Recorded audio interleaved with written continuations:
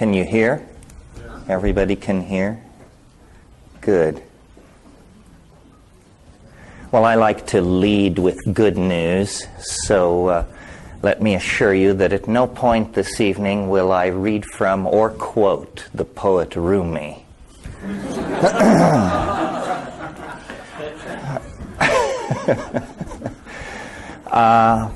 It's a pleasure to be in Sacramento. It's a pleasure to be in California. I lived here for about 30 years before moving out about 8 months ago. Lived over in Occidental.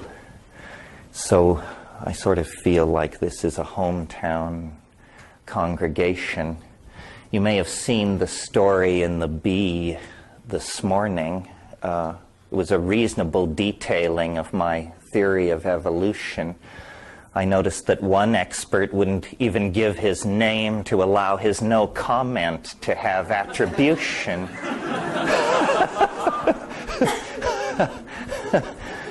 Gentlemen, this is no way to behave in the face of an ideological revolution.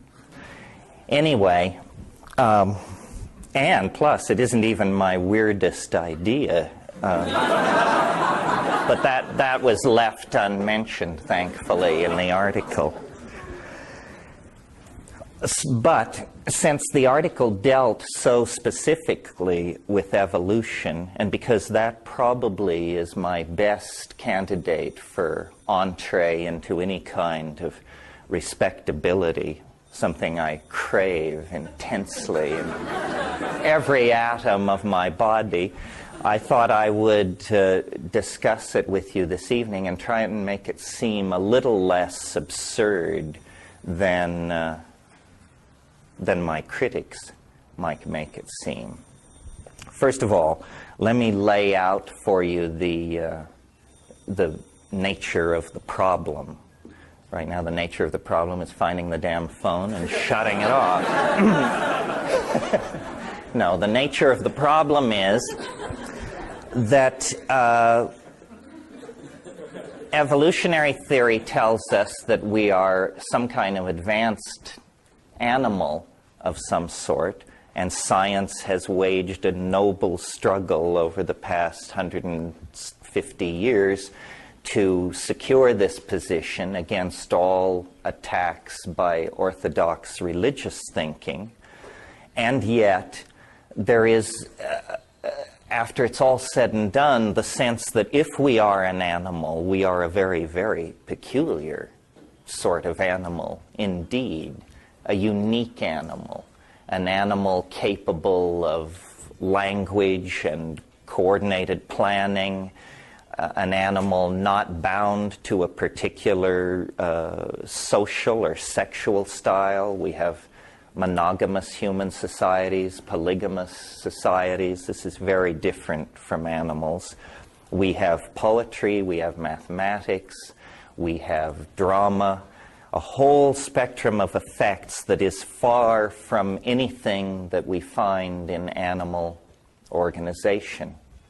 And this problem has fascinated me for a long, long time, as it's fascinated a lot of people, because obviously it's a great embarrassment to the theory of evolution that it can't account for human consciousness.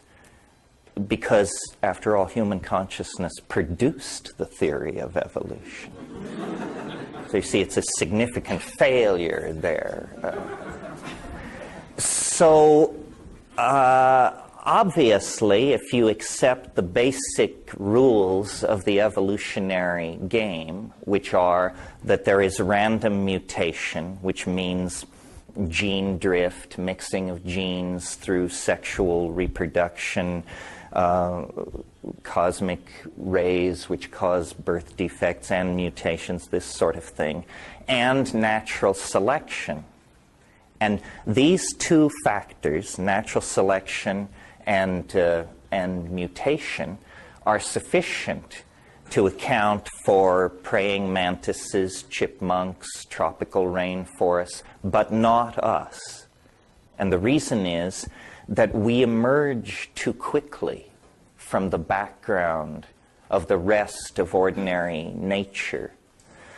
in the space of about 2 billion years, the human brain doubled in size.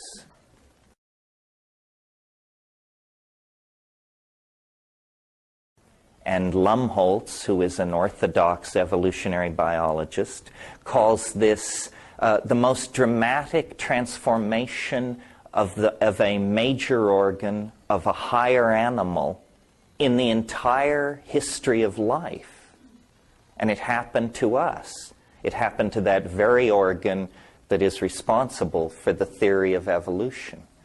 So what extraordinary confluence of factors could have come together there to take essentially an arboreal monkey, an ape of some sort, that had been at an evolutionary climax in the canopy of the rainforest for a couple of million years. What extraordinary set of factors could then set that creature marching down the road toward, you know, Elvis, the internet, Bill Clinton, and all the rest of it? Well, you would imagine, or I imagined when I first started thinking about this, that there must be some huge edifice of established theory that we have to go up in there and blow up. Surely somebody has staked out this ground and made some kind of an argument about human consciousness. Well, in terms of science, not, or almost not. I mean, in terms of religion, it's simple. I mean, God made us from the clay of the earth. In terms of science, the best shot is pretty weak soup from my point of view. Here's what science is telling us. That when you throw something, you have to plan. Because once you let go of whatever it is you're throwing, you can no longer control it. And so because we were small and weak and hunted in packs, we learned to throw like hell at very large, onrushing, woolly fellow mammals of various sorts. And you had to plan your throw. Consequently, we developed brain capacity to do this and had enough left over to invent quantum physics, paint the Mona Lisa, invent the phonetic alphabet, philosophy, religion, and all the rest of it. In other words, it was the coordination of the hand and the eye to the throwing arm, this is what the orthodox folks tell us, that gave us this extra brain capacity that we sort of then managed into human civilization. Well, notice that this would make the pinnacle of the evolutionary ladder the gum-chewing big league baseball pitcher. Because, you know, he can put that pill right across the plate at high speed time after time. As somebody who learned everything they know about sadomasochism in PE class, I'm not really ready to embrace this theory. It definitely runs against my paradigm.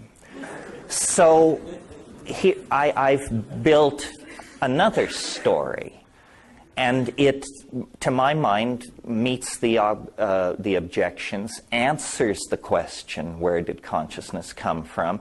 But instead of doing it very nicely and neatly, it raises, in the very act of answering this question, other questions, maybe more closer to home. Questions that reflect on our social organization, our politics, how we treat each other in the here and now, even with implications for the future. But we'll get to that. For the moment, let me just run through this for you. There's a sort of a basic situation that all theories of evolution have to come to terms with. And this is that our remote proto-hominid, primate, ape ancestors developed in Africa. If you have a non-African theory of human origin, And there are such things, but the evidence is strongly against you. If it were stock, I'd sell. The evidence is pretty strong that whatever happened that brought us out of the animal body, it happened in Africa. Well, all animals tend to, and plants for that matter, tend to reach evolutionary climax and occupy a niche and stabilize in that niche. Cockroaches, ants achieved this hundreds of millions of years ago and have not changed greatly since. Most of biology is this iterative occupation of a climaxed niche. Very little of biology is the pushing forward into radical new forms, new species, still rarer, new genera. For that, there has to be disruption of some sort of the environment.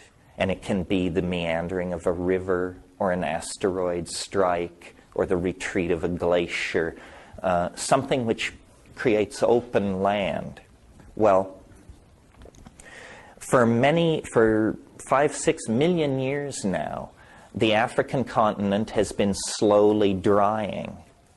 And 3 million years ago, it was covered by rainforest at the equator from east to west. And that was the environment of the human ancestor types.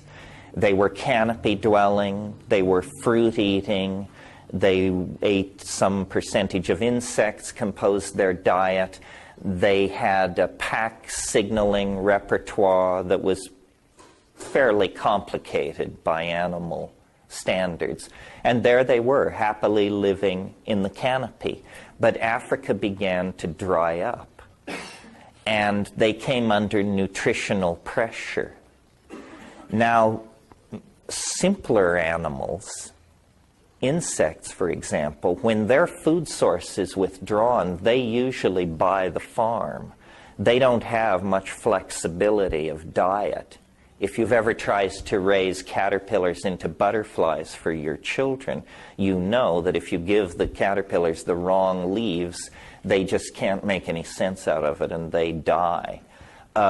More advanced animals, when confronted with dietary pressure or disappearance of ordinary food supplies, before they give up the ghost, they will experiment with other food sources in the environment. Now, the reason this isn't normally done is the reason animals are conservative in their food choices, it's thought to be a way of avoiding mutational influences in the form of tertiary chemicals, toxins, viruses, and things like this that would be in unusual foods. One of the things that accompanies our acquisition of consciousness is gastronomy, the appreciation of flavor, the approach to food that makes it an art. Animals don't do this. They're just trying to get enough protein to keep the old engines running. The notion of flavoring is counterintuitive to animals. And flavoring's probably in part a mutagenic influence to our diet. When our remote ancestors came under environmental pressure, their environment was shrinking, the rainforest was being replaced by grasslands, and nutritional pressure, their ordinary diet of fruit and insects was being restricted, they began exploring this new environment of the grasslands. And this is the era of knuckle walking, turning into bipedalism. It's the era of the coordination of binocular vision, so forth and so on. There was a paper published recently which anticipates my point, but I can't wait to hit you with it. A paper published recently about canopy-dwelling monkeys who only leave